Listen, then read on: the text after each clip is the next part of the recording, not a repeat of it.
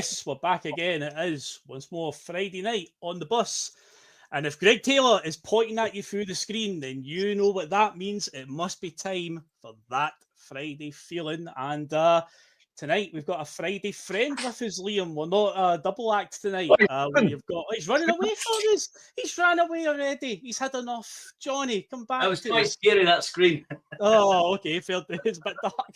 But yes, Johnny Logan's back. He's joining us. So I just thought tonight, you know, the last 2 weeks, me and Liam have been doing the show, and I've been talking about the rest of the team that are coming over, but none of the rest of the team have appeared yet. So I thought we need to get some of them on. So Johnny has jumped on with us tonight. Now, Johnny, new channel, new name above the video, but are you in any exotic locations tonight, as is tradition, or are you in Lincolnshire tonight? I'm in Lincolnshire tonight. Did spend a bit of the afternoon up in Uddingston this morning when I was delivering a car for BMW up there, but that's as exotic as it's got today. Just got back from Johannesburg yesterday, though, so. Well, it's good you said Johannesburg. I do love a good link on this, because you mentioned Johannesburg, obviously in South Africa. The wise man tonight is wearing a South African football shirt, Bloemfontein Celtic, I do believe, Liam. Aye, I think this is about 10 years old. The team's, I think it's in the 3rd division now of South African football. But yeah, they're from the Free State, and they were started in '69 and supposedly named after Celtic. All the African teams wanted a strong anchor and a name. And you ever go on YouTube, watch their fans, you think the Green Brigade is bad for, what's it called, lateral crowd movement? You might see some lateral crowd movement when you watch this mob. They know how to party and they know how to celebrate, and they look good in the hoops. A different breed. I said different breeds, though, the fans outside of the UK, the way they do it. You see the ultras in Italy and stuff like that. See all sorts of countries. They just know how to do it. Over here, you know, you see what happens with fans that get clamped for a smoke bomb or whatever, you know. But over in countries like that, see, it's hardcore over there. But no, I did notice that when you came into the studio earlier on, I was like, we've all got green and white hoops on the night. I was like, wait a minute, that's a different one that Liam's got on. So I Bloemfontein Celtic. So it's Celtic of some kind. But yeah, there is probably a reason as well that we're all wearing particularly green and white hoops tonight. Is probably one of why, because there is on the agenda tonight a new strip has been released by Adidas. It's I would call it a Marmite strip. Maybe even Marmite might even be maybe a bit too loose a term, because I think most people hate it rather than love it. Marmite is one of those things I always said, you know, love it or hate it. I think the general consensus is a lot of people really don't like it. So we're talking about that, obviously, tonight as well. We've got a new signing. We've actually got a new signing. Signed, sealed and delivered. Benjamin Nygren is a Celtic player, so we shall be discussing that as well. A few transfer links doing the rounds. Also, Sean Maloney is back as a pathway manager, which is good because Peter Lawwell is a heated driveway manager, so they can work together in tandem, I'm pretty sure. So we'll be talking about that as well. And will it actually result in any youth players getting a chance? And of course, we will at some point pay tribute to John Clark, who unfortunately passed away as well this week. Lisbon Lion, Celtic legend, don't need me to tell you, but we'll have a wee chat about that as well at some point. And maybe, just maybe, we'll get some touching words from Liam as well about one Greg Taylor, perhaps, who it seems has now officially left the club. So that could be on the agenda as well tonight. But before we go any further, you know what to do at this point of the show, guys. You know what to do. You need all that good stuff. We are, of course, a new channel starting up as well. We need to get as much traction as possible. So hit the old like button, help us out in the old algorithms. Algorithm CSC will pop up in more people's recommended videos. If you have just discovered us, if you do discover us by watching this video in the next few days, because we popped up in your recommended, then if you like what we do, then keep us in your life that wee bit longer and hit the subscribe button. Or if you are a viewer from the Bhoys bus and you've been struggling to find us and you finally found us, hit the subscribe button, hit the bell notification. I'm reminded when we're back on the road. Let's see who's in the chat tonight as well. Let's see who's getting involved in this Friday feeling. We've got Monty, he is in. Jim C is in. Alan Robertson is in. And finally, he's found the boss. Joe Hendry has finally found it. Weeks ago, he was like, I can't find the new channel, Phil. Can't find it. For the last 2 weeks, he's been MIA on a Friday night. But Joe Henry has found the channel. Say his name, and he appears, and he's finally here. Welcome aboard, Joe. Liz Donnelly is in as well. Graham Bell is in. Ian McIntosh is in. Who else got? We get Timmy Bing, he's here as well. And any others that I've not shouted out yet that I've put a message in. I might as well, just before he gets in here, I'll say hello to Smell the Glove, because I say 2 weeks ago I neglected his message. So when he does turn up, who else have we got? He's in through Patman 67 and Ian, and yeah, we've got David McMenemy. So yes, welcome aboard, everybody.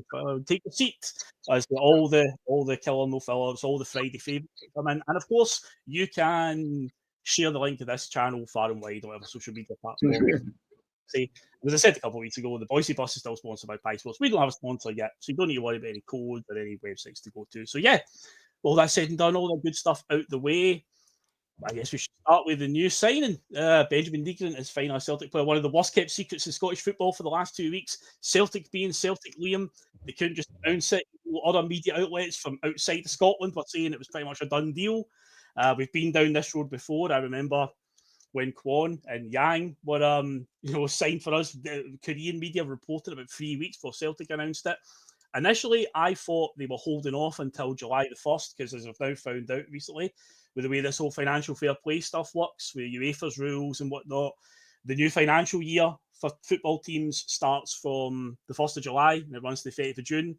So some teams teams like Liverpool have been going crazy, but if you actually look at Liverpool at the start of last season, only brought in Chiesa. I think it was the only signing they made under Arne Slot. But they've obviously had a lot of excess that they've just went crazy with the last weeks. But we obviously had quite a big spend. We actually look at it during the calendar year from July last year to the end of this month. So I was kind of thinking maybe they're waiting till July the 1st comes to roll it out and announce it, because obviously Tierney's been announced, free transfer. Duhan's been announced, free transfer. But no, they actually dropped it on us today. Benjamin Nygren is now starting to play. He will wear number 8 as well. Kyogo's former number. So yeah, you'll be taking up that shot as well. But initial thoughts right away, Liam, what are you thinking? I like to look at him. Swedish international. Scored 2 goals for Sweden already. Looks sharp. Looks what we need. 1.7 million. I think that deal should have been done quicker. I don't know what they're waiting on. Maybe the player was finishing holidays or something like that. Maybe that might be what's been keeping up a lot of them, where the deals have been signed. We're just waiting for them to come back into the country. But I really thought, I was thinking last night as well. I was like, well, it'd be great to get up. It was no secret we were launching a new strip today, and we'll get into that later. But it'd be a good idea to see a brand new player wearing the new strip, and maybe even a surprise thrown in there. It'd been nothing for this board to indulge in a little bit of surprise and delight. It's one of those things you do to reward consumers for being part of your brand and that sort of thing, which I guess what we now are. And so it would throw ones to the fans now and again. It would have been great to see another signing that we didn't expect.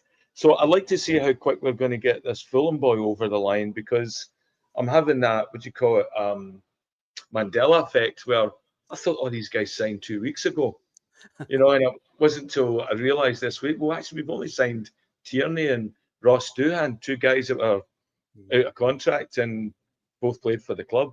So good to see that they got the finger out. I look at it as proof of life.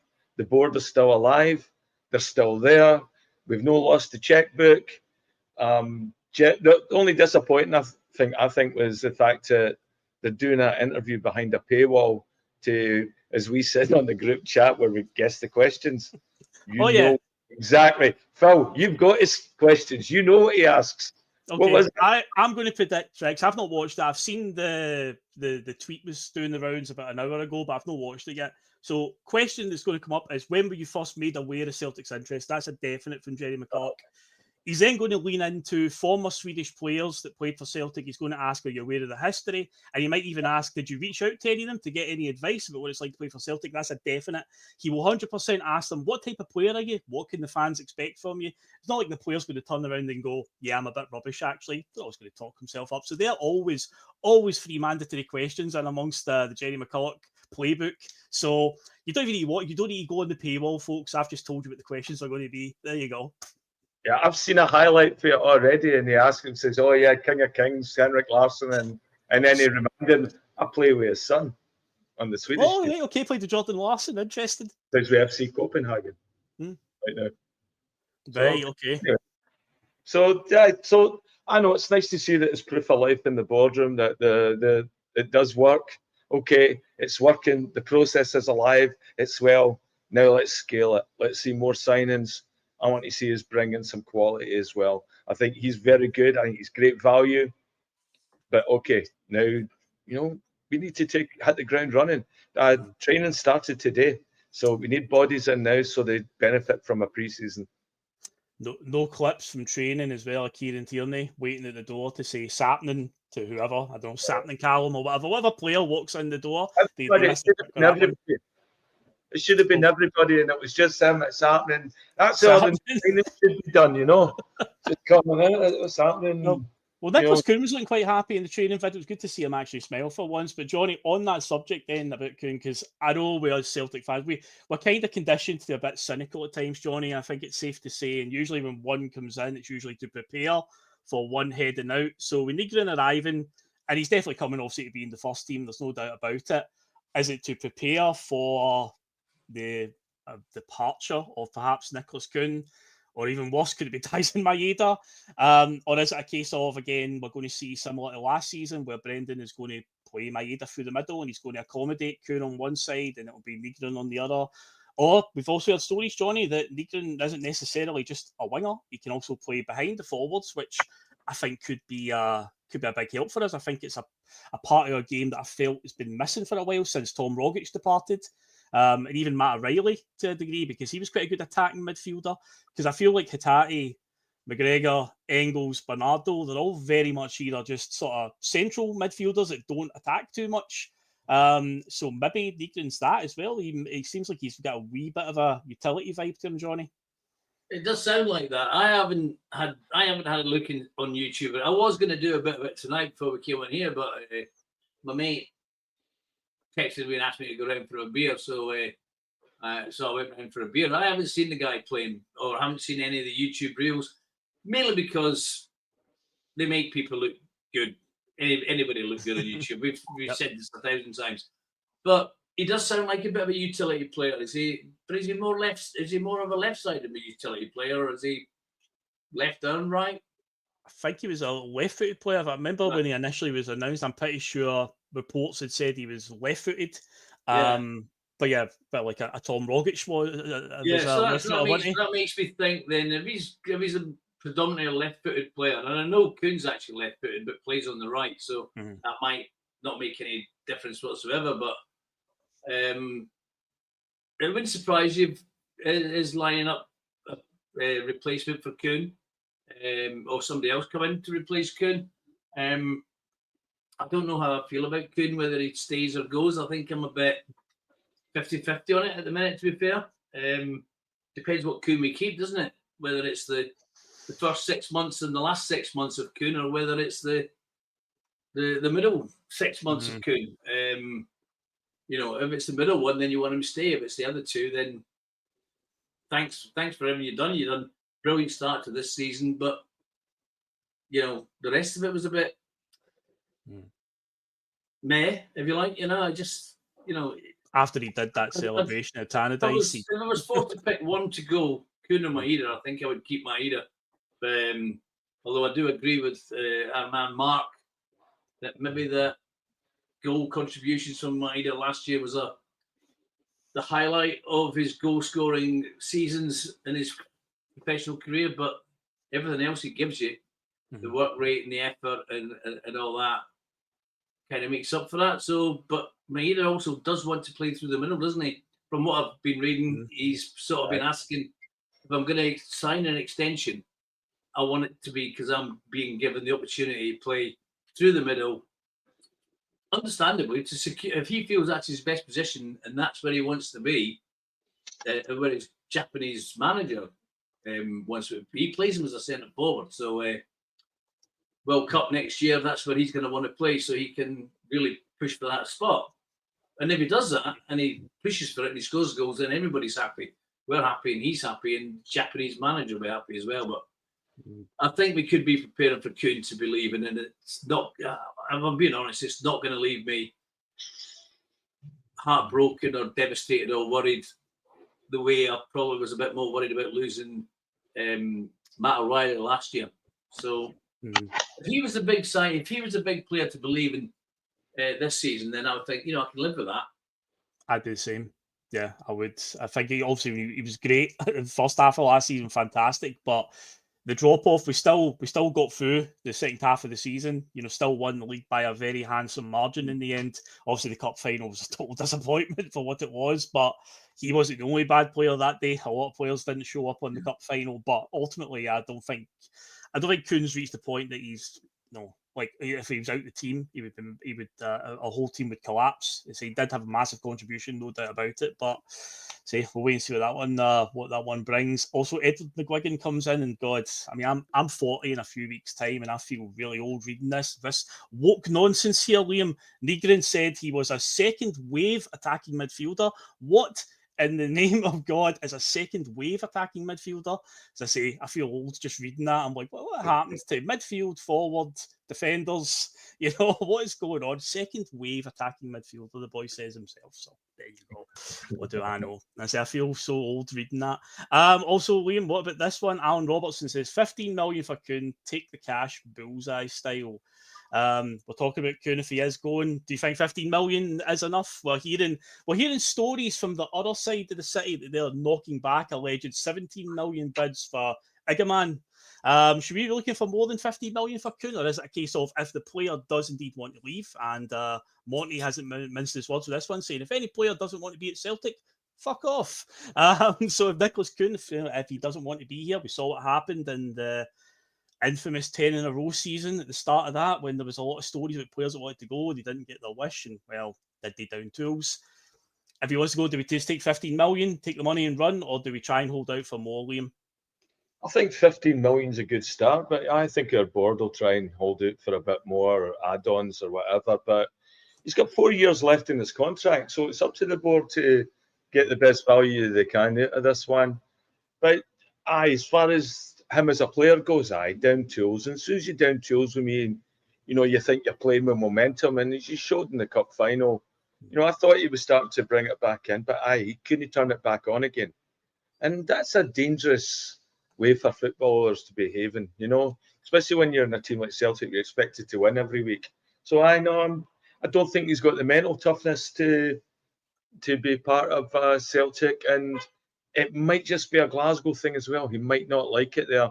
There was an interesting documentary on Canadian One Soccer, or whatever it was called, with Alistair Johnson this week. And he was talking about how he's got like a motivational coach, sort of psychologist, working with him as well to deal just with the pressures of playing with a team like Glasgow Celtic, not just on the pitch, but actually going to the shops and all that as well. And, like the different level of fame that you get. I mean, he said nothing like that in Canada. I mean, even a lot of the hockey players don't get that because they wear helmets and stuff, and is that so-and-so? But, Ali Johnson, as soon as he opens his mouth in Glasgow, everybody knows it's Ali Johnston. And I don't know, maybe Kuhn could have benefited from some of that sort of help as well. Or maybe he just doesn't get it and he doesn't like it. And, I've been in places in Germany where I said, I wouldn't want to live here. So it might be one of the guys that just can't. I mean, Brian Robson's family came to Vancouver, which is usually voted in the top 5 best cities to live in the world, for the last 25 years, and couldn't settle in Vancouver. So, yeah, it's just one of the things. No, everybody's the same. But take the money. A follow-up to that is Alan Robertson's asked, is that programme about Alistair Johnson on YouTube, Liam? Because obviously he's looking to see Yeah, it's under One Soccer. They talk about Canadian national team and then his time at Celtic. Okay. I'll watch as well. I think interviewing him. Nice one. I'll look that one up. So yeah, that is out there, Alan. So I just go find it after this one, get it bookmarked, get it saved. Yeah, Johnny, here's one for you from Thomas Burns about the quality striker, because again, we're talking about players moving around and Maeda through the middle. Adidas, still a very contentious player with a lot of fans. He did score, the numbers show a lot of goals, but again, a lot of fans use the eye test as well. And as Liam's observed, a lot of his goals do come when we're 3-0 up and whatnot, but he has scored. Some important goals as well along the way. There has been they have happened. It isn't all just when we're 4-0 up and 5-0 up. But striker wise, obviously we've been linked with Callum Osmond from Fulham, and it looks like that's going to happen, but it's just not been announced yet. Because as I said, top of the show, Celtic like to drag their heels, as we know. But I don't think he would fall into the quality striker. If he's coming in, he's probably coming in to take Johnny Kenny's place, who apparently had a bid knocked back this week from Bolton Wanderers. So I don't think Kenny will be a Celtic player for this season. I think he'll be loaned out or sold. But yeah, I still think forward is an option. I know Liam obviously keeps banging the drum about Maeda. Just keep playing Maeda through the middle every game. But I do think we do need to get another striker in there. And I think that would be good competition for Ida to keep him on his toes. I think he's the type of player, Johnny, that needs a sort of fire lit under him and somebody in a similar mould to him. So I definitely think striker is one, Johnny, that I would be looking at still if I was Celtic right now. Yeah, I think we definitely do need to be looking at a striker. Ida he's a bit like, if I'm being honest, he's a bit like Kuhn, and taking even further, a bit like Engels would be. I'm still not 100% sure about either two of them. I'm a bit 50-50. The Ida that I want to see is the Ida who came in, and none of us were happy when we signed Ida in on loan. None of us were happy. He showed he had a bit of bollocks when it was his debut, wasn't it? Easter Road, penalty kicks. He showed two penalties. He won in the last minute. Aye. Then you start thinking, wait a minute, this guy's maybe got some balls about him. Then there's the Ida that destroyed Kilmarnock in the 5-1 title clinching game. Yeah. And then there's the Ida that we've had dragged us back into the game against Aston Villa, which unfortunately we ended up losing at the end. But there's also the Ida that, and he scored goals against Rangers as well. So he shows some things there. But then there's other things where you just think, just not quite, you know. I think you've said it before, Liam, he's very sort of lethargic, laid back, you know, sort of lazy, if you like. So we definitely need somebody else to come in and put a rocket up his arse. Who that would be, I don't know. And this guy, what's his name? The Welsh lad that we get bringing from Fulham? Callum Osmond. Yeah. Yeah. So obviously none of us can make any comments about it because up until he came at the paper, we'd never heard of him. And I was even struggling to remember his bloody name there. But we just don't know what he's going to be like. We can't make any comment on it. But and I know everybody, it was in our group chat, people were saying, oh, here's cue the Moussa Dembele comparisons. Which obviously there was no comparisons because Moussa Dembele was an experienced first-team player, both in the Championship and in the Premier League. But what would make me think about this guy is Jeremy Frimpong. Mm-hmm. Yeah, £250,000 according to Neil Lennon on that other pod he was on the other week. There, I was listening to that today, and we all just thought he was just coming in here to as a potential. He was signed as a third choice right back that summer. Third choice. Yeah. He came in, and within months he was, you know, not only in the team, but he was a big fan favourite in absolutely no time whatsoever. To the extent that he was even forgiven for the sending off in the Fraser Forster final. Yeah, and we had bloody people wearing T-shirts with his "Oh my days" comment on it. Yep. So you never know; he could go that way. He could come in there and just, or if you want to go back a little bit more, few more years. Charlie Nicholas, I remember Bill McNeil saying he was only 17, but I couldn't keep him out of the team because he was too bloody good. Yep.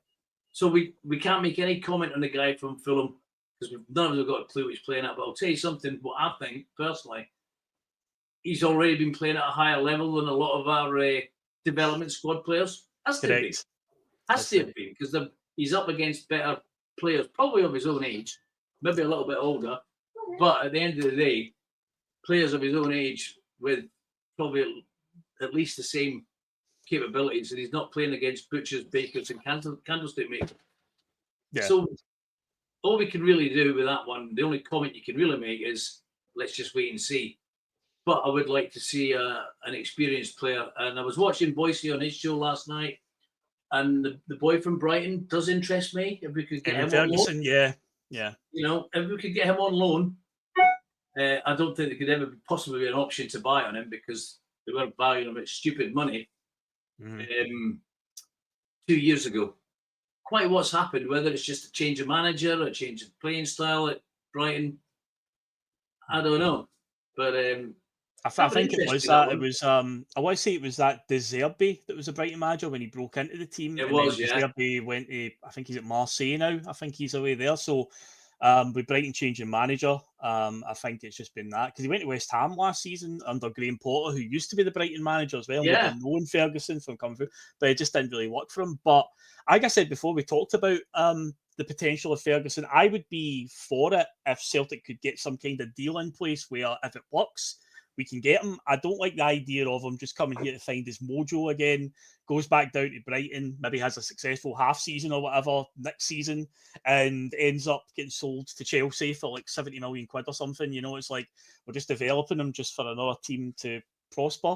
You know, I'd like to think if we can get something worked out, because again, I think a player of that stature would be fantastic to get in. But that's where it falls down though, Phil, because I don't think there's really any realistic possibility of an option to buy on him. You know, I mean, I know his star's possibly falling quite a little bit over the last 18 months, but he's a quality player from what I've seen of him when he first broke through. But I would be interested in him, yeah. Yeah, I would take him in a year's loan, regardless, to be honest. Just to, well, if he wins these important games, wins us another title, wins maybe potentially a treble, gets us into the Champions League, then yeah, I suppose it could just be a one season wonder. You just never know. But no, it would be. I say we do need to be looking at getting in a quality striker there, no doubt about it. In terms of some other things as well that's been going on with transfers, I heard today that we were back in for this is hilarious. You see the picture of the boy, it's hard to believe that he's only 17, but the boy at Red Star Belgrade, I'm not going to try and pronounce his name just now, there's too many syllables, but it does end in Vic because he's obviously Serbian, you know, naturally. But yeah, he's only like 17 years old, and you look at me and go, you're not 17, no chance. But I mean, the prices are talking about, you're looking at about like €6 million or something like that, which again shouldn't be a deterrent for Celtic. But again, that name's coming up. But I'm encouraged to at least be linked with a right-sided centre-back, because one of the things I've noticed recently as well is we keep getting linked with left-sided centre-backs. And it's like, but Carter Vickers is very, very injury-prone right now.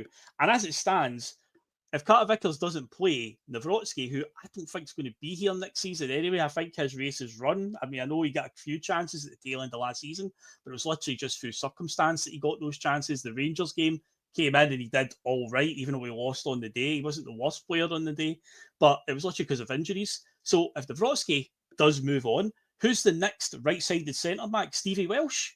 Are you kidding me? Are we talking about Stevie Welsh potentially being that close to getting a first-team place again at Celtic?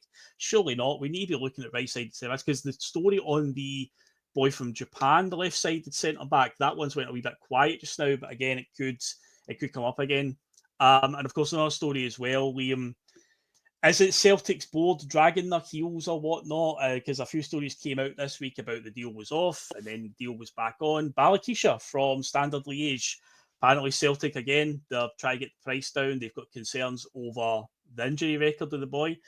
I said last week, we talked about it, when I said, can I surprise you, Liam? And I was trying to see it from the perspective of the Celtic board, because last summer, Engels paid 11 million for him. A lot of fans who are very quick to go in and two-foot the board for dragging their heels will also tell you Engels is rubbish. The trustee, £6 million on him, which again is a big outlay. Again, a lot of fans will tell you he's rubbish, even though the Celtic board did the overpay for him, but also criticise the board for not paying the $5 million or so that they want for Balakishas. But the thing that balances that out, the caveat to that, Liam, is that's all well and good if Celtic are trying to pull his value down because they're concerned about the injury record, but they've been scouting him for over a year, evidently, because his name's came up a few times. So that worries me a little bit, that the due diligence hasn't quite been done on this boy, that now we're suddenly going, we're still interested, but can you bring price down a wee bit, because we're a bit worried about his injury record. So I'm going to do a Regan here. I'm going to do what Regan did last year. I'm going to predict that he will be a Celtic player come the end of the window, but it will go down to the last week. He will be the Adam Ida transfer saga, where it will drag all window, and it'll be right at the end of the window that Bhoys will become a Celtic player. We'll haggle and we'll eventually get something worked out, but it's going to drag on, this one, which, as we know, Liam, doesn't do any good for the player or the club if it just keeps dragging on.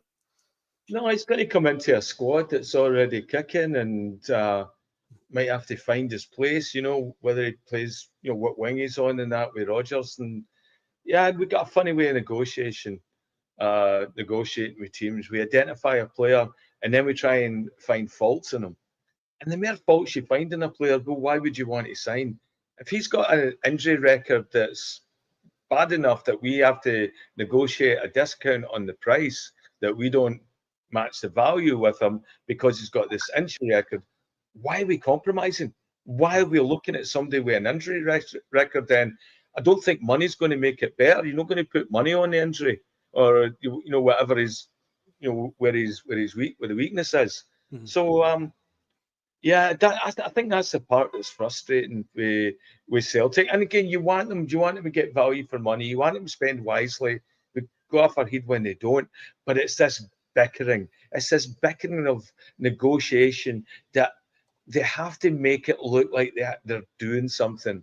That the board's working extra hard to squeeze every penny and every piece of value, where we're losing sight that the real value is getting these people to Rodgers, getting the right players to Rodgers that fit the system, and getting them on the park when Rodgers can actually make a difference with them, and absorbing them into some sort of existing system, or creating what's going to be the way it's going to dictate how we play going forward in that. And him missing out on that because of haggling over maybe, like 500 grand, 300 grand, whatever it is at that thing. It just does not make good business sense to me. Yeah, and plus as well, the way the transfer window is going to work out, as is normally the case with the way the fixtures are nowadays, the first game after the window closes, I believe, is going to be Rangers at Ibrox. So if we do have a saga that does drag on right up to deadline night, are they likely to make their debut at Ibrox on the Sunday when they've maybe missed most of pre-season, as again we saw with Ida last season? And with Engels, I think Engels got a full pre-season because, again, there was a transfer hanging over him. So again, you could be both Celtic and Rangers could get off to a great start this season. It could be 3 wins out of 3 going into that game for both teams. We're going there up against a team in form, a team with confidence. It might happen. I mean, it might not. We don't know at the moment. We don't know what to expect from Rangers, but we need to just play the devil's advocate here and just say there's a chance they could be. And Ibrox is never a good place to go to at times. We've learned enough times in recent years it's a horrible, horrible atmosphere, and some of our players don't particularly like it.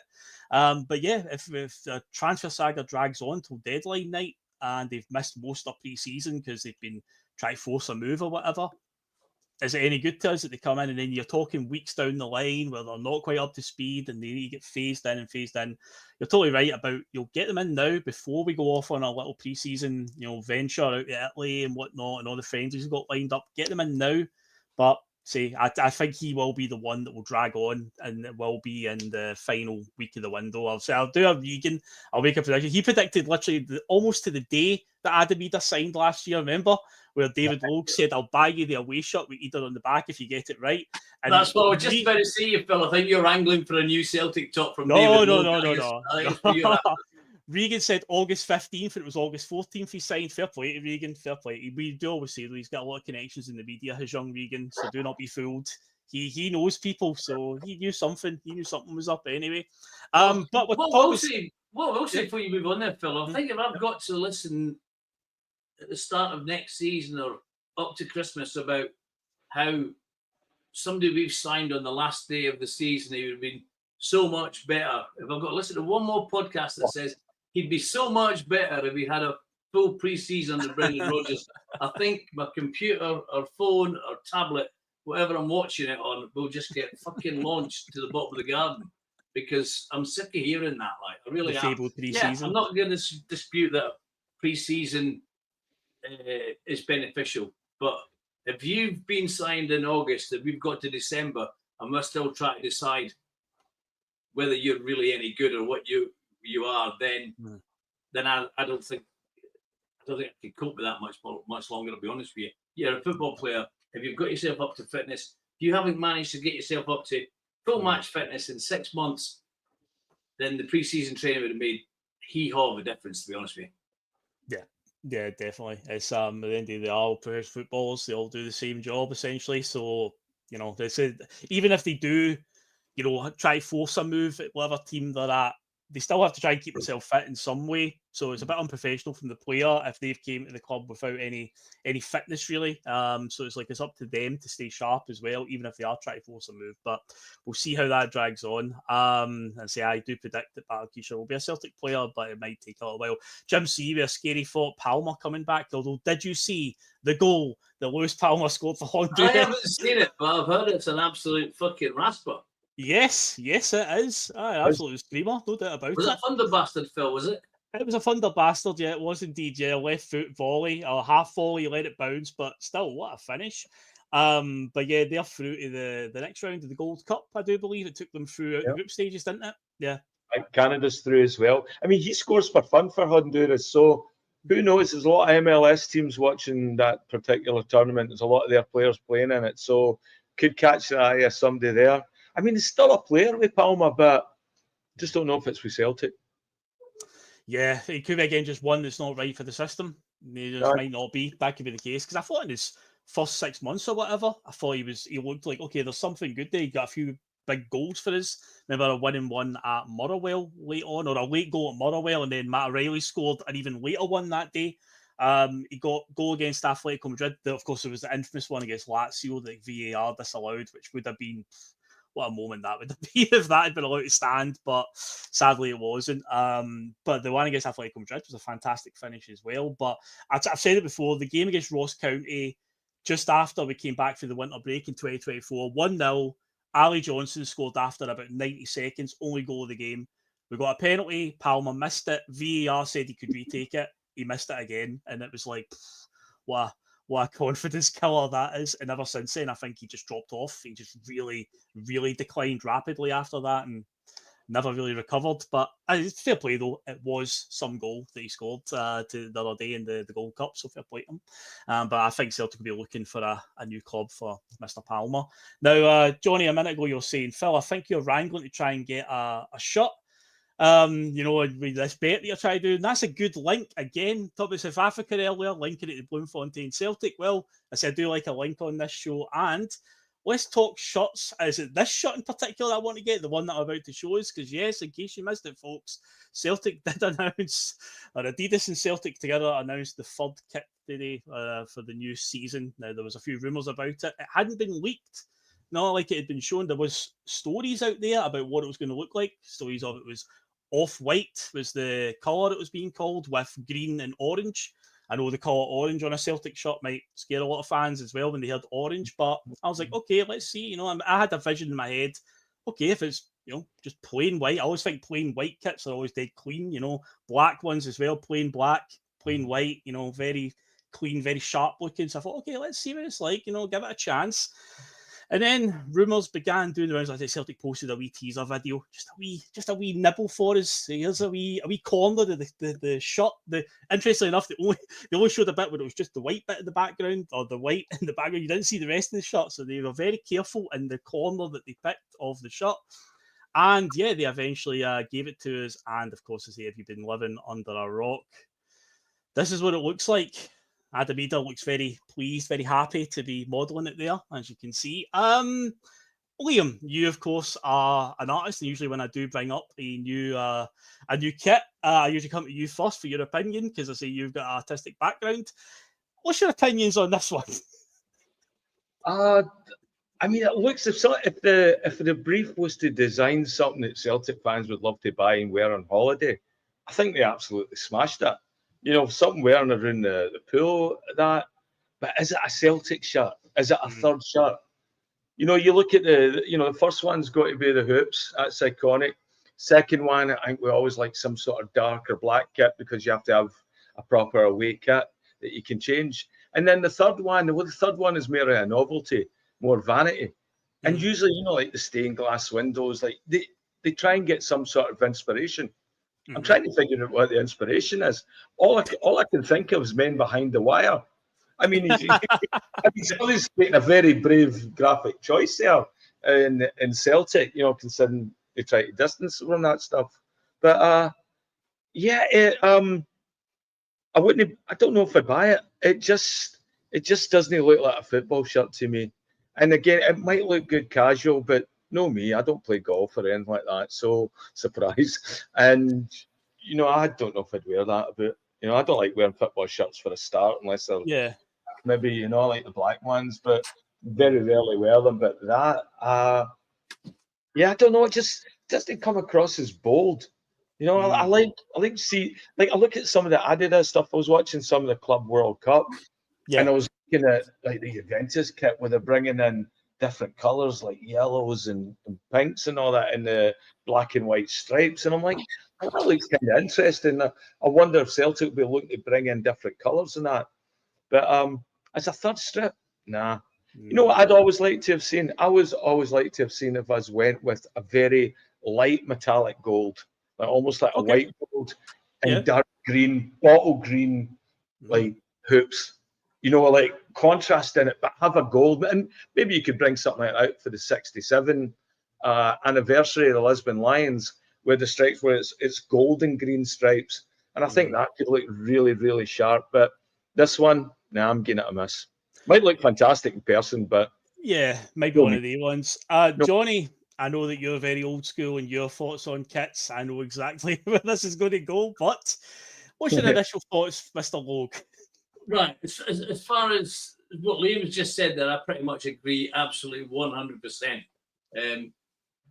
Everybody knows how I feel about the hoops, and that's the only strip we really need. But I don't really feel there's any need for a third strip anyway. The idea of a second strip is if you're going to have a colour clash with your opposition of the day. And if you don't have a colour clash, you wear your first strip. If you've got a colour clash, you wear your second one. And very rarely would need to wear a third strip. How often do any club actually wear the third strip on match day? As far as that strip goes, I totally agree with Liam. It's a leisure. It's a t-shirt. You could lose the orange, tangerine, piping, whatever colour it's meant to be. And, and if you took all the Dafabet stuff off it and the Shamrock and the Adidas and it was just a t-shirt, you'd say, I'll have that. I could, like you said, Liam, I could wear that at the pool or at the beach or just when I'm on holiday somewhere. It looks all right for that. But it is not in any way, shape or form a football top, and it's certainly not a Celtic top. Just nah. Not for a football top. As a t-shirt, it's just a plain t-shirt. I'd maybe buy that, but not. I certainly wouldn't pay 80 or 90 quid, whatever they're going to want to charge it for. 75 quid, I believe, for the fan version. 120 quid for the player issue. I believe that is the prices for it. Standard pricing nowadays for football shirts, but.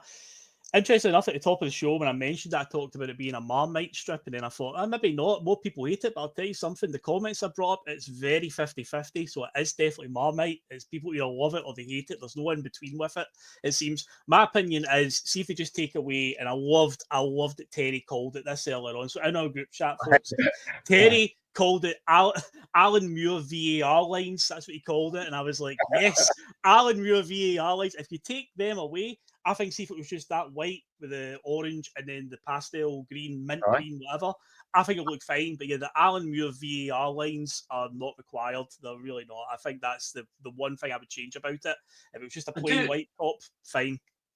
I do think Liam's comparison to Men Behind the Wire might have just boosted the sales a little bit. Definitely. But anyways, I will give it a chance to see it in person because I wasn't a big fan of the third kit last season, the army one, the one with the army fatigue sort of design. But seeing we wore it at Villa Park in the Champions League under the lights, and it had that sort of green, because it looks like a sort of more brownish colour, a brownish green. But see when they were wearing it at Villa Park and they wore it against Bayern Munich under the floodlights Champions League night, it looked dynamite. I loved the kit all of a sudden, so I need to see it in person and see the players wearing it to get an idea of what I think of it. So yeah, that is the third kit. But of course, it now begs the question, because a lot of people are now debating it, about the Adidas deal in general. Adidas, because for years and years, how long were fans shouting for Adidas? When we got New Balance as our kit sponsor, we were obviously with Nike for many years, Umbro, then Nike, and then we were with New Balance. And then during the whole time, we knew the New Balance deal was 5 years in, hype began building about when the New Balance deal ends. Adidas is the next logical step. And then, of course, a story did break, I think, a year to go in the New Balance one, that Celtic were going to Adidas after that. And yeah, it's since then, it's been a bit hot and cold, I would say. I think the one that I'm wearing tonight for Manju's second season with the silver Adidas stripes, I thought a lot of people again at first were like, oh no, what's the silver of it? I think, if I remember right, I was on an episode of the Endless Celts that night when this kit got involved, and I was talking to Stephen Tomlinson, and I said, I don't know, maybe the 3 silver stripes represents a treble, because 3 silver trophies, we did go on to win the treble that season in this shirt, so maybe it was a good omen, maybe that one.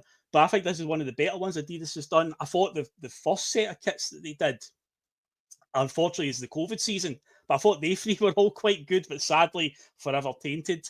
Obviously, there was the reptilian design, if you want to call it that, from a couple of seasons ago, which was a bit, again, a Marmite kit. Some people love it, some people hate it. So yeah, they've been a bit interesting, because I say, in terms of big companies, because Celtic obviously wanted, they want to make the most money possible, so you've got to go for the biggest kit manufacturers.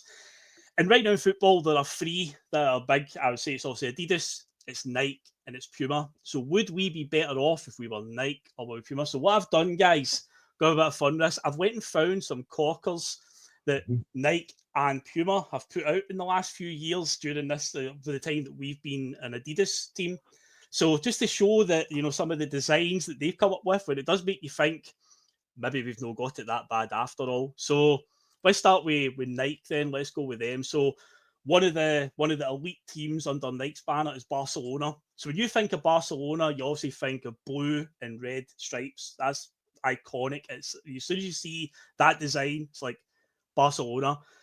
What about this one, when they did a checkered design just for a season, just cause? So it's like, it's again, breaking from tradition. Imagine if they did something ridiculous like that with the hoops. I mean, how can Barcelona even allow that? That's tradition for them. Blue and red stripes, but they were happy to do that for a season. So there's that one under Nike. And then what about this one, where they did do a bit of blue and red stripes, but they did this. Look at that for one season as well. I mean, I say, have we got it that bad with Adidas when that's what Barcelona are getting, one of the biggest clubs in the world? Another team, of course, that's under Nike's banners, Chelsea. Again, when you think of Chelsea, blue, bit of white trim, just plain. Nothing to, you talk about it, Johnny, but simple, keeping it simple. What about this effort from Nike for Chelsea a few years ago? So you've got that one. Or how about the one they had just the season just past there? Again, it's like they're going a bit, it seems like every company is just going way out there. And of course, another team as well, Inter Milan, of course, the European Cup final in 1967. The top you're wearing, Johnny, green and white, against Inter Milan in their iconic blue and black stripes. Here's a few of Nike's efforts for Inter Milan in the last few years. In the middle, behind the Pirelli logo, the stripes just decide to go diagonally. Why? Who knows? What about this one, where the stripes just decide to go like that? So instead of just keeping them straight. And remember, I just mentioned there the reptilian kit that Celtic had a couple of years ago, if you want to call it that. How about one that's just based on snakeskin that Inter Milan had as well?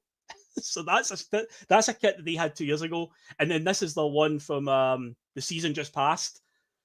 The side, it's just going a totally different pattern altogether. So yeah, so Nike, would we be better for them? Would they do something wacky like that with the hoops if we had Nike nowadays? Because it seems like every major company wants to go a bit out there. Another corner I mentioned is Puma, and there's one team under Puma's banner which has the biggest collection of out there kits, because it feels like Puma make them about 5 kits a season, is Borussia Dortmund. Now, when I think of Borussia Dortmund, I think of neon yellow and black. That's the 2 colours always come to mind for me. 1990s Borussia Dortmund. But here's some of Puma's efforts for Dortmund in the last few years. There's that one. There's this. No. There's this one where Puma decided for a season to do these like 4th choice kits, where instead of having a badge on it, they just had like the name of the team in big massive font across the chest. There's this one from a couple of years ago, Puma again. This one, and what about this one? They just threw everything together. They just threw everything at a wall to just see if it sticks. And of course, the one that they're playing right now, Liam, as you know, in the Club World Cup that's going on over that side of the Atlantic. Look at this. This is what Puma are churning out. So to me, I'm like, do you know what? every major company right now is just going a bit out there with their designs. They're trying to be abstract and different Well, and hipstery. I can explain how they've all come about that. Yep. I was on a drug awareness course years ago. Yes. And they showed us experiments that they'd done, and it was how the various drugs affected spiders. And they basically drugged the spiders to see what kind of web they wove under the influence of different drugs. And I mean, it was quite hysterical. And that's exactly what that actually reminded me of. I think all these designers must have been fed some kind of drug and said, go in and design a new football top for whatever given team. And that's the only explanation I can come up with that. Johnny, do you think we should be drug testing our football kit designers then? I'm bloody damn right I do, yeah. Career if I get drug tested. No, God. They definitely should be. Some of the designs are just... That is awful. Some of the designs are just mad, and I do believe for the Club World Cup that's going on right now, Puma, all the Puma teams, which of course Dortmund is one of them, they've teamed up with some hipster fashion designer to do kits specifically for the Club World Cup. And as I said as well, Dortmund in particular, they get about 7 kits a season off of Puma. We moan about Adidas doing like 4 or 5 kits for us. 2 of them we might never even wear, the like special edition ones. Puma would probably do the same. So again, it's all about money and whatnot. But I think no matter what, out of the 3 big companies, I say the 3 big ones, because Celtic want to maximise their profits, Liam, and get the most money. Adidas, Nike, or Puma, you have to go to them, because Umbro, I think, are way down the pecking order these days. And after that, you know, it's a rapid fall. I mean, what we're going to end up with, Custody. You know, I mean, come on now, we're not going to be doing that. So, as far as I know, it's like a 10-year deal that Celtic are locked in with Adidas. They've signed an extension, so they're going to be with us for another 5 years, it seems. But yeah, it's definitely been causing a lot of debate online in the last 24 hours since that kit got leaked. Have Adidas really delivered so far? But say it's a Marmite kit. It proved it earlier on. Some people loved it, some people hate it. There doesn't seem to be any middle ground with it. And again, it's one of these ones you could see it in person, and then, yeah, you just never know. Now, quickly, a wee question from Mike, kit related. I think the answer is no to this. Has there ever been a Rangers and Celtic game where one of the clubs didn't wear their home kits? I don't think so. Again, you would have seen the footage somewhere. I don't think there's ever been a time when that's happened at all. You know, Phil, you've seen us do stuff like that. I've seen us do it in Europe where we have an iconic team, like we're playing Inter Milan or something. That should always be the hoops against those black and white stripes and that as well. And I think we miss opportunities there. But I remember Scotland doing that at Wembley. We went to Wembley with the Scotland team. I think it was one where Kenny Miller scored. And I think we showed up at Wembley with an all pink kit for Scotland. And I just looked, you could tell we were going to get beat right away. It's like, why are we going into Wembley? You know, you've got to have the blue kits on, you know, and going in with pink kits and that. And I hate when we do that against prestige European teams that and we default to one of our away kits. I think we should always play in iconic hoops as much as we possibly can. That's the brand. That's what that's why this is an imitation, because what you guys are wearing is so, you know, it's just so noticeable around the world and so iconic. Yeah, turning up, watching Celtic walk out in a second or third strip when they don't need to. It's a bit like back in the day going to a Johnny Cash concert and coming out dressed in red instead of black. You know, that's what you are. Johnny Cash was known for wearing black, and he never changed it. I don't see why we should change the hoops unless we have a colour clash and we're the away team. That's the only time we should not play in hoops. Yeah, it's but I say the way some of those strips were getting changed. And again, I don't know how some of these teams with the traditions stand by. At Milan, the blue and black stripes, but then they were happy to have one that was like a snakeskin design for a season. And it's like, surely somebody in the upper echelons at Inter Milan must be like, whoa, I mean, Italian football is laced with tradition.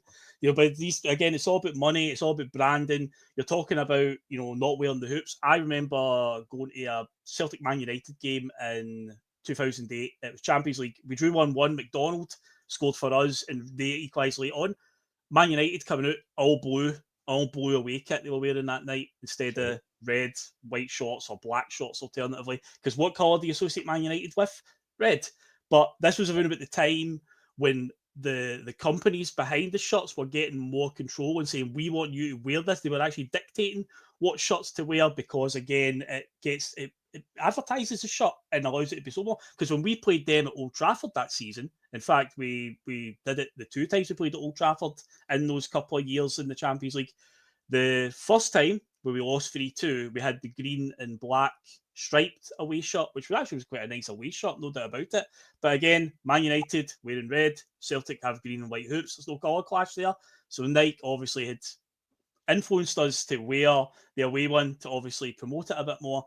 When we played them in 2008, we had the yellow shirt with the green shorts on, and again, it's like no colour clash. But again, this was 2008, 2009, and at that time they were starting to have a bit of influence. And nowadays, but you talked about Inter as well. We played them in the UEFA, the Europa League, in Ronnie's time, free each draw at Celtic Park. They wore a sky blue away shirt that night, like sky blue instead of the traditional blue and black. And apparently they wore that shirt for every game in the Europa League that season because, again, Nike had sort of in the contract in order to promote the new shirt or the away shirt so it gets more TV time, more people will buy it. Remember Man City coming here in the Champions League, they wore an orange and purple away shirt that night. And again, it's like, what colours was it Man City with? Sky blue. So again, it's all branding, Liam. It's all branding, that's what they do. Yeah. They influence it.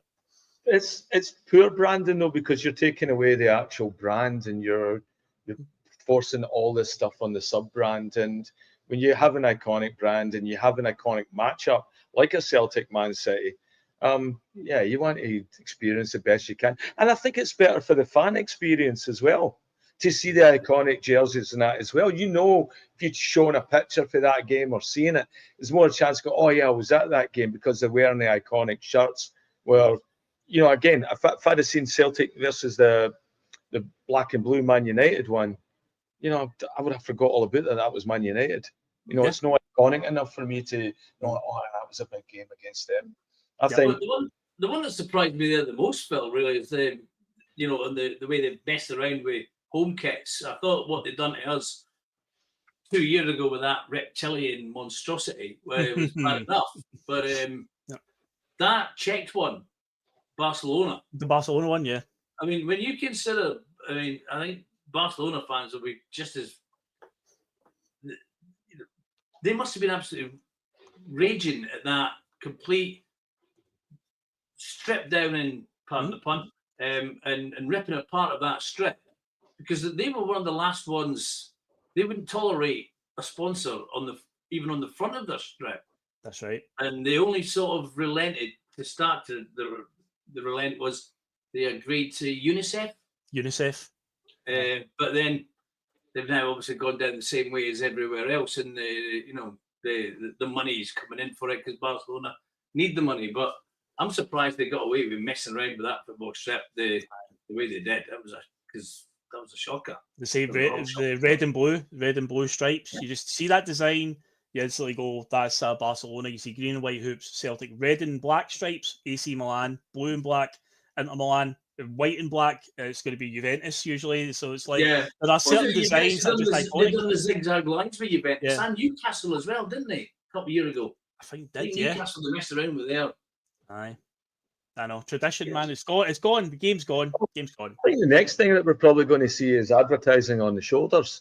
I mean, we've managed to escape that for quite a long time, and God knows what we're going to get served up there. I hope it's something that, I don't know, integrates with a brand. I hate having Daffabet on the shirt. It's just, it's not Voda. Was it Vodacom on this one?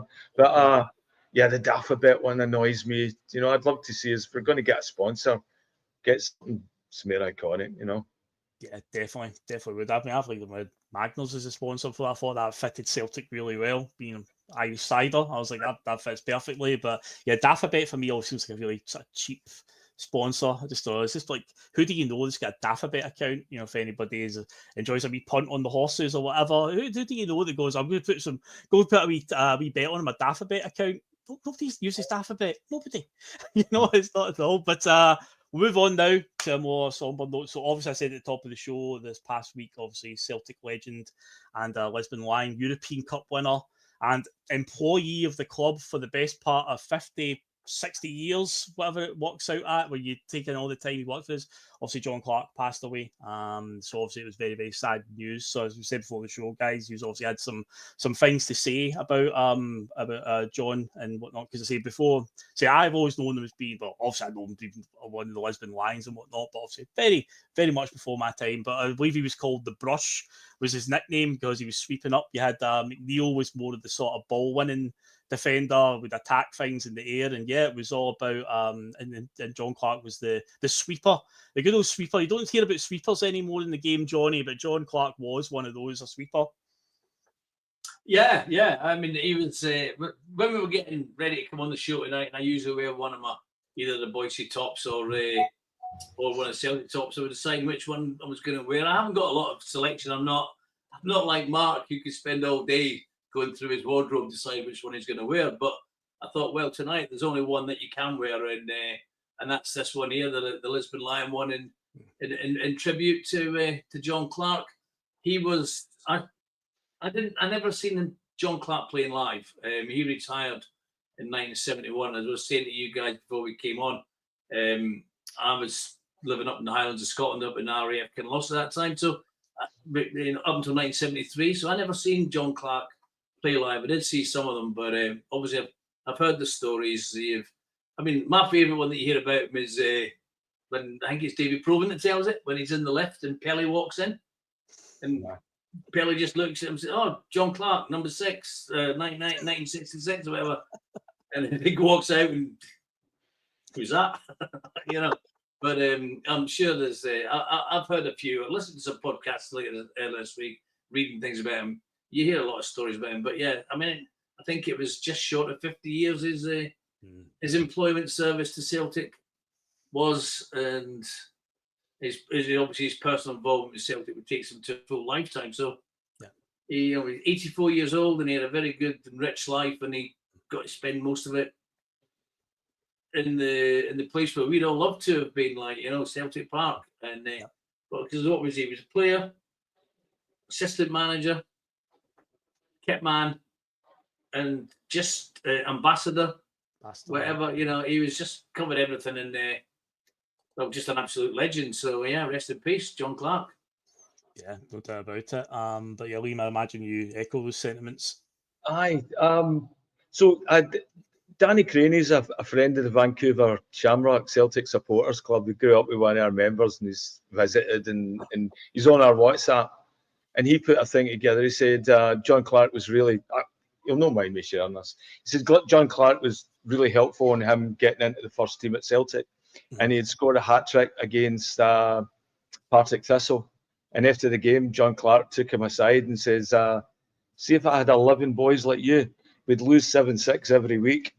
And he laughed. He says, because that's what he was like. He was one of these guys that would come and keep you grounded and all that as well. And just said, it was just nice to hear something like that. And, for Danny, used to play in the team. Aye, no, he's an absolute club legend. So there's a length of time with the team, and we talk about the term Mr. Celtic, which can be applied to Bertie Olds and Tommy Burns and whatnot as well. But John Clark's right up there as well when you look at the tenure that he had for all the time that he served with the club in different roles. I say that's definitely the definition of Mr. Celtic. He lived the dream. He lived the ultimate dream. He was there in Lisbon. He won the European Cup, alongside the rest of them. And he's an immortal forevermore. Then there's also the famous picture as well of the trophy with the teddy bear in it. And there's John Clark, I want to say Tommy Gemmell in the other bed. They're sleeping at either side of the trophy. And I think last year during the Champions League games, the Green Brigade paid tribute to that with the tifo that was that picture. And it was something along the lines of "We dream again." It was something about dreaming anyway, about running the Champions League, and it was that picture. And it's iconic. It's something we talk about his favourite Celtic pictures. Obviously, there is the Billy McNeil holding the European Cup one. I've talked about the Paul McStay celebration at Ibrox. I love that picture. But that's up there again. That is an iconic picture, and John Clark is involved in that one. But yeah, he'll be sadly missed. A great servant to the club, an absolute legend, and ambassador. And he'll be so sorely missed. But lived the dream, and what a man. So God bless John Clark, absolutely. And yeah, before we do finish up, I did tease earlier on about we may as well address this. So Liam, I don't need to ask your opinion on this one because I know what you've got to say on Mr. Taylor. But Johnny, Greg Taylor's gone, mate. What you got to say about Greg Taylor, Johnny? Because we know Liam's answer. Everyone tunes in for Liam on a Friday to tell us. So I don't know. I'm getting a bit fed up with Liam sitting on the fence here with this one, like, you know. He does sit on the fence a wee bit. Every week when the last season I've been saying, Liam, just fucking tell us what you think, will you? Stop beating about the bush, like, you know. Listen, I am gonna accept that he was never going to be the best left back we had in Celtic's history. He's not as bad as some people think, but what I will say, Liam, is that Liam, you were one of the first ones to really start criticising Liam, not criticising Greg Taylor, but you always backed it up and you always gave your explanations, your reason why you thought he was crap. And whether I agree with your opinion on that or not, I respect the fact that you backed your opinion up with good arguments. And he was like a lot of fullbacks these days. He was probably better going forward than going back. He was better than Burnaby, but he's not as good as Kieran Tierney. I think he'd done a steady job, but he was never going to be a superstar for us. And he's made it. He came in. Apparently, we managed to. Hopefully, we fully converted him from the dark side that he started life on, and he came over to the right side. And hopefully, he'll stay there as a supporter. He came in. He had a good career. He had a better career than I would ever have had at Celtic. He had a career that at Celtic that we would have all liked to have had, if we're being honest. He was maybe just an average player who got lucky, whereas Tommy Burns was a fan who got lucky. That's what he always used to tell us, wasn't he? But he had some real talent about him. But I think he done a reasonably decent job for us. Not superstar, but maybe not the villain that Liam thinks he is. The cartoon villain. Liam, I do respect the fact that you Powerpuff Girls. You always backed up your opinion with good arguments. So yeah, but I thought he was. If he'd stayed, it wouldn't have upset me if he'd stayed as backup to Tierney. But I think he obviously thought. I probably thought the same. I'm 27. It's my last big payday. Yeah. Celtic aren't willing to give me the alleged 25 grand that I could get somewhere else. And I'm not going to play as much football because I don't know whether, I think Tierney might surprise us and play a bit more football than some people think he might do. Yeah, I've got a feeling as well. I've got that feeling he's going to. We're going to need another left back anyway. I definitely going to have something there as an alternative because there is those infamous plastic pitches. There are 3 of them this season in the Premier League: Falkirk, Kilmarnock, and Livingston. So will they play on the plastic pitches? Will Tierney play? Will Cameron Carter-Vickers play on it? Again, these are all questions that we're going to have to find out in due course. Well, what I will say about Greg Taylor, I do think that he'll go out to Greece, he'll make a few quid, but I think he'll be back playing in Scotland within 12 to 18 months. Wouldn't surprise me. Okay. Interesting. Watch this space and we'll see if Greg Taylor comes back. It could be worse, Liam. He could turn up in Vancouver like you keep predicting, playing for the Whitecaps. He could appear. I don't think he's good enough. Not good enough for the Whitecaps, no. He's not good enough for them. You know what I mean about sitting on the fence, Liam? Exactly. Always playing at neutral. Always. Vancouver knows a good left back. We produced Alphonso Davies. True. There's another player that's coming through Vancouver right now. It's 17 years old. It's getting a game and it's a baller. What's his name? Ran Iluum, something like that. And he's came through the scouting system. Which is funny as well. Vancouver's loaded, the backroom staff's loaded with Scots. I've met a couple of them that are coaches there here where I've ran into Scottish people and that. It's I'm coaching for the Whitecaps. And it's guys that came through Celtic and played junior and and things like that as well that are now part of the Whitecaps training staff. And yeah, they know how to scout and identify a good player. Because Ryan Gold plays for them just now. Barry Robson played for them at one point. Kenny Miller played for them as well at one point. I'm pretty sure they've had a few Scottish players come through the doors in the last decade or so. So they're no. Claim to fame is Peter Beardsley played here before he went to Beardsley, and so did Bruce Grobler, played with the Whitecaps as well at one point. They go that far back. 74, I think they started. Yeah. Because they were one of the teams that were in the original American League that they set up alongside the New York Cosmos. The Whitecaps are one of the original teams. Also, just as Joe Henry said at the end of an era, not on this channel, no, as I always do now at the start of every show. Greg Taylor's memory will live on because he will be here to remind us that you know what that means. So he will be here at the start of every Friday night to remind us. So his legacy will live on, Joe. He is not the end of an era. He will still be here to annoy Liam to start every Friday show by pointing at him. First guest on the Magic Bus. I'm after him, James McCarthy. The two people I want the most. James McCarthy, does he even exist? Was he a fever dream? I'd love to find out. Well, I don't want to see as well. It's either that or Bigfoot. You know, one of the able to track down. Maybe it would be easier because I'm in Vancouver. Well, before we go, the one last question. I bookmarked a question from earlier. This is probably going to be a running theme, this question, because it's going to come up a lot until we get a conclusive answer. So I may as well talk about it just now. So, Patman67 says, any news on Rodgers signing on past next season? So, Johnny, this is going to hang over the club, and this is my biggest concern going into this season. It's not what's going on the other side of the city at Ibrox. It's nothing to do with that that's worrying me at all. Because right now, I just look at what's happening, and to me, it's just business as usual at Rangers for all the brouhaha and all the talk about money, this and whatnot, whatever. But this, to me, is one of the biggest problems hanging over Celtic, because I think the longer this goes on and there's uncertainty, I think it could have a disruptive factor on the team.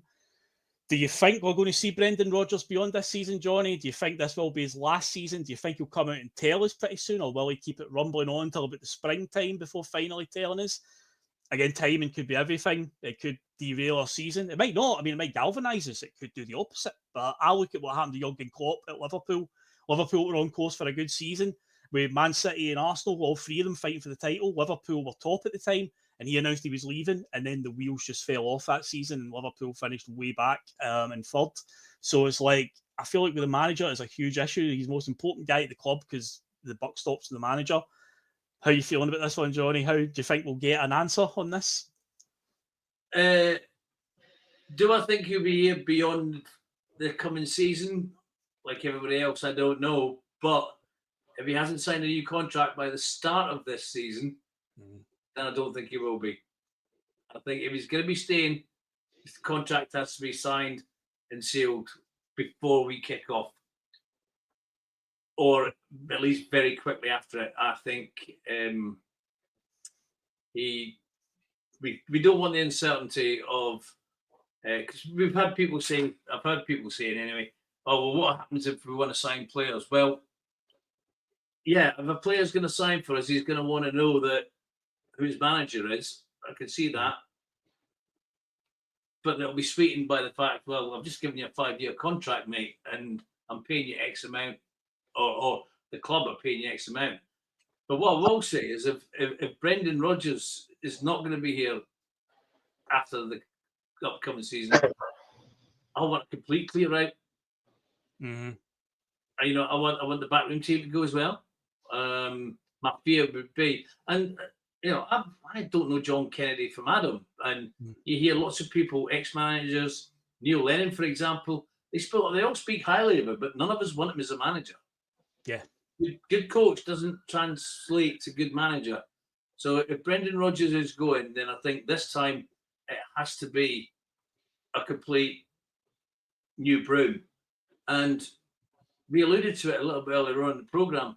We always talk about a Rodgers signing. Mm-hmm. Of the players that second time around that have been signed by Celtic, whether it be Brendan Rodgers or the board, how many have we thought were Angie's signings, and how many have we thought were a success or have proved to be a success? I don't think any of them really so far have got us excited. Engels, Ida, not One man that we know was definitely a Brendan signing was Nat Phillips. My God, the disaster that was. Yep. So his track record on signing players isn't the greatest. That I wanted Rodgers as a replacement to Postecoglou. If Rodgers stays, I'll be quite happy. But I want the Brendan Rodgers with teeth. Mm-hmm. And let's face it, in the last 2 years, I think we've had one season of good football in the last 2 seasons. But we've managed to win the league on both of them. Yep. But we can't keep getting away with that. We've got Totally. to get back to the first half of last season. That's the football we want.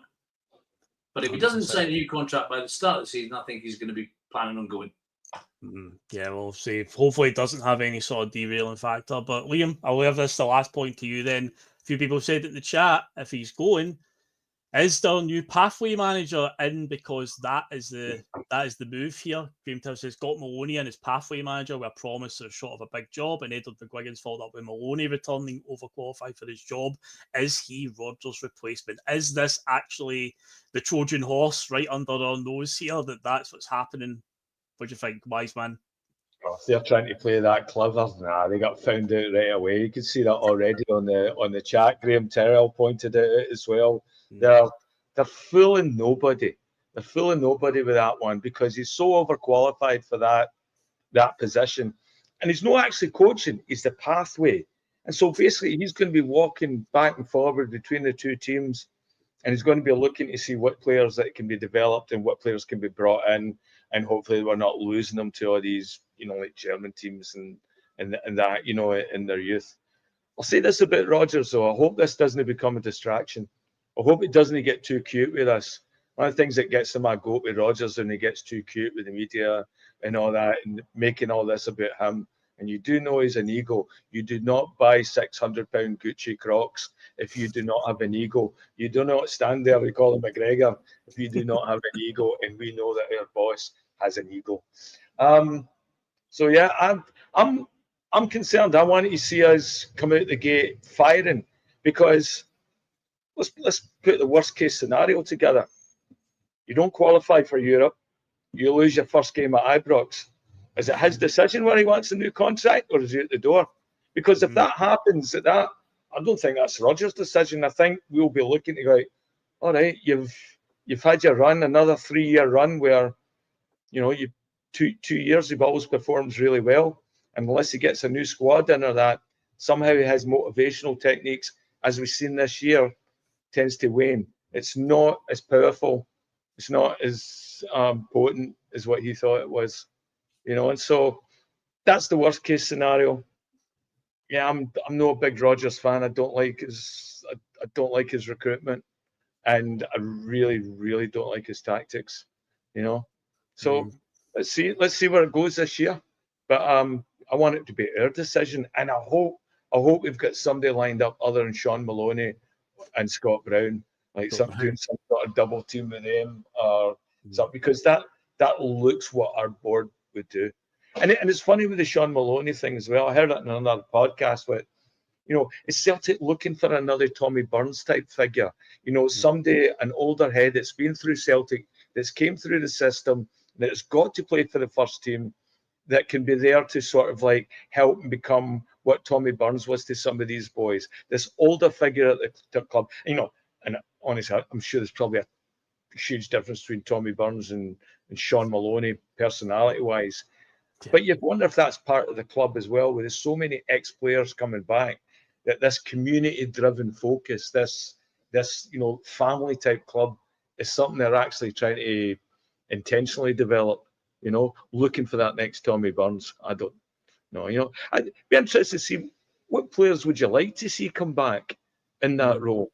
If it's that sort of thing where it's to influence young players and sort of be that arm around the shoulder and that guy that carries the Celtic history and that. Is that Sean Maloney? Nah, he's auditioning for a job. That's what he's doing. Yeah, I did find it a strange appointment with Maloney because he's been managing teams like Wigan in like League One in England. So, first teams, we had managed Hibs as well not too long ago. To go and be halfway manager at Celtic, it's a bit, as one of the comments said, they're overqualified. perhaps. It was a bit of a strange move. But no, I think if Brendan is going at the end of this season, if this is his last one, then hopefully, as I say, doesn't derail us in any way, and we have a very positive season, and we still continue that tradition of winning trophies. So far, he's won 2 doubles back-to-back. I know it was trebles the first time around, but hey, if the league title's one of the trophies that we get at the end of the season, along with one of the other cups, brilliant. Treble, even better. But, the league title is obviously the priority. But yeah, he'll have to, if he is going to go, then again, the Celtic board have to have a contingency plan in place. They've got to.